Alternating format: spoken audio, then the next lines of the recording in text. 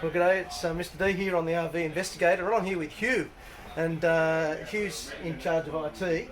But we've got a question here from Xavier Lynch. It says the big white ball is the dual polarising radar, which is up on top of the ship, and I'll show you a photo later. What are the two other smaller white balls below it? So we're just going to ask Hugh a bit about that. Right, g'day Hugh.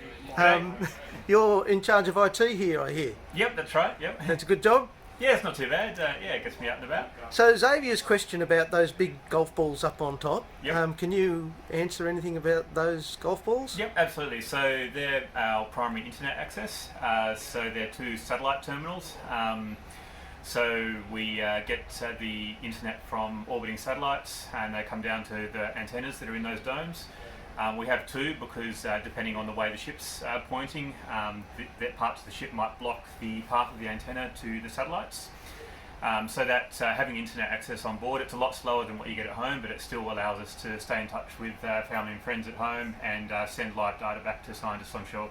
So I guess there's an awful lot of data on this ship that's being collected. Yep. So I guess at times that gets sent, dribbles back, or is it just stored here and then taken back? A bit of both. So we store the full data set on the ship and then deliver it when we get back to shore, because it's too much to send over our satellite internet. But a small subset of that data, the key underway parameters and a few select bits, we send live hourly back to shore. Right. And there's an awful lot of IT on this ship. So for one person, that sounds like a big job to me. Yeah, it's fairly big. It's all the usual stuff like fixing people's laptops and printers and stuff like that, but also looking after the satellite and also the different data acquisition systems and helping the scientists with access and look at the data and so on. So if there's a student that's interested in IT and maybe doing IT on a ship, how did you go about doing what you do now? Yep, so my background, I went to uni and studied software engineering and finished that, and then spent a couple of years in industry just as a software engineer. And I saw this job come up and thought it sounded interesting, so I applied, and here I am. Wow. It must be pretty varied too, the job here. Yeah, absolutely, yeah. We definitely get all around Australia and surrounding areas, New Zealand and Fiji and places like that. So you see a lot of different cool stuff and get involved in some pretty interesting science. Oh, excellent. Look, just one other thing before I go. You do voyage managing as well. What is a voyage manager? Yep, so the voyage manager is works with the chief scientist and the master, the captain of the ship.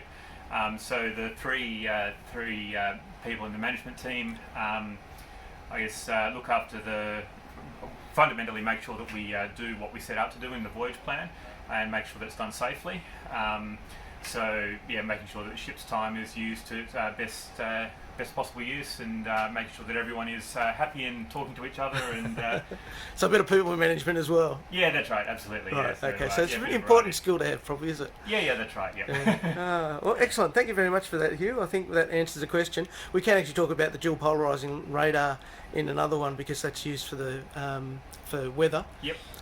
So we'll talk about that a bit later. Thanks very much for that. All right, no worries.